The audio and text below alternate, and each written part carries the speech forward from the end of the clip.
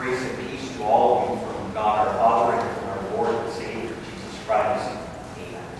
Our text this morning is recorded in Paul's letter to the Galatians, chapter 5, verses 22 and 23. Paul writes, "But the fruit of the Spirit is love, joy, peace, patience, kindness, goodness, faithfulness, gentleness, and self-control. Against such things there is no law." This is God.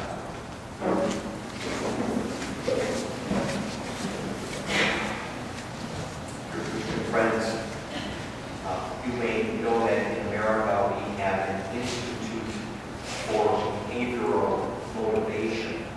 Well, this Institute for Behavioral Motivation has determined, as it goes through polls, they've determined that 97 of Americans tell lies. And they've determined that of those who tell lies, they tell lies on average about 1,000 times every year. Told 1,000 lies in 2010, and they're going to average about 1,000 lies in 2011. And you think about that, and that's a lot of lying. That's an average of about 3 lies every day that these people tell. And I'm not naive, but I understand that people can be less than truthful, but that just seemed like a lot of lying to me. 3 lies every day. But then I thought about my own life. And you'll want to do the same. And when we talk about the fruits of the Spirit that St. Paul is talking about here in our text, love and joy and peace and patience and faithfulness and so on, our focus should always be not on others, not what they're doing, but on ourselves. You see, when it comes to lying, the people of this world certainly don't have a corner on the market. And if we don't think that's true, if we refuse to admit that, then God immediately says that every one of us all have sinned in every conceivable way. All have sinned and fall far short of the glory of God. And maybe the statistic here that should really be surprising is that while 97% of Americans admit to telling lies, 3% say that they never do it. Today, as we stand on the threshold of a new year, we understand as we look forward that this is a time of uncertainty, isn't it? Who of us really knows what the next 12 months are going to bring? Who knows if 2011 is going to be filled with sorrow or with joy? Who knows if we're going to live or if we're going to die? We step forward in uncertainty, don't we? And yet, as we do, we can always be certain of this, that our God goes with us. We step forward in uncertainty, and we live in a world and among people, even friends and family members who can be unfaithful, and yet this God of ours who is going with us is faithful always. He is a God of absolute faithfulness. And we can let His faithfulness inspire and move and empower us now to be faithful as well. To live this new year and every day with this fruit of the Spirit called faithfulness. About 1,000 years, maybe you remember this, about 1,000 years before the birth of Jesus Christ, King David in Psalm 25 wrote, "All the ways of the Lord, all the ways of the Lord are loving and faithful." All of those ways. In absolutely everything that God does, David says God is faithful all the time. You can count on Him. You can place your trust in Him. And yet, isn't it true that there are times when, maybe because of circumstances, maybe because things aren't going the way that we feel they should be going, the way that would be best, Isn't it true that we question, we wonder about God's faithfulness? We're like living back in the Old Testament, God's chosen people, the Israelites. During their long stay, remember, as slaves in Egypt, there were many who questioned, who doubted God's faithfulness.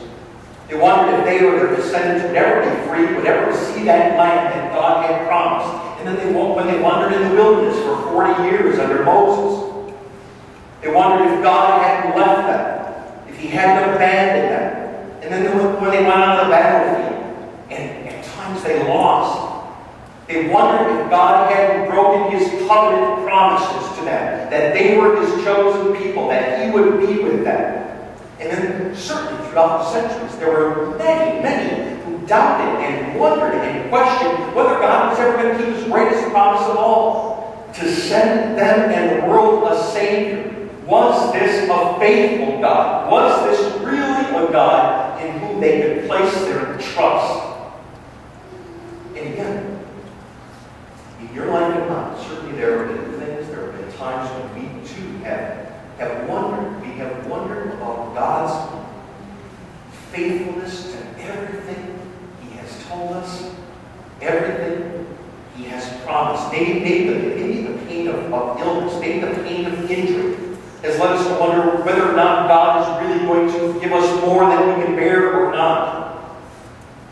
Maybe it was financial issues, maybe the lack of job security. Made us wonder whether or not God was really going to provide for all our personal needs. Maybe it was the loss of a loved one. Maybe trouble under our own roof that led us to wonder whether or not God really has all things somehow work together for our good. Maybe it was something simple. Simple unhappiness, simple loneliness that led us somehow to question, to wonder about God and His promises and what He tells us in His Word. Well, back in the Old Testament, God finally sent His prophet Isaiah to His chosen people. And Isaiah chided those people, and he chides us too, for our lack of trust, a lack of faith in a faithful God. And then Isaiah went on to tell those people, to remind those people, and to remind us too, how to grapple them in our hearts and in our minds with this question of God's faithfulness. And Isaiah simply praised God, and he said, "O Lord, you are my God. I will exalt you and praise your name, for in perfect faithfulness you have done marvelous things planned long ago." You see, Isaiah noticed that God had made promises. That was for sure, and fantastic promises. But He had kept every single one of them. He reminded God's people back in the Old Testament, in a historical sense, He reminded them that God had preserved them through their long years of slavery, and had kept them alive as they wandered in the wilderness, and He had protected them from their enemies, and He had kept them as a nation, and He had given them that promised land. God had done absolutely everything He promised, everything He said He would do, and He had done it exactly as He said He would do it. And then in a prophetic sense, Isaiah also was reminding those people, and God is going to keep His greatest promise of all. He is going to send you a Savior. God did exactly that. And if we're uncertain now, as we stand on the threshold of this new year, what it's going to bring, we're not quite sure. We can't quite grasp it with our hearts and minds that God is going to really go with us every single day, that we can trust everything He says, that we can bank on every promise He made.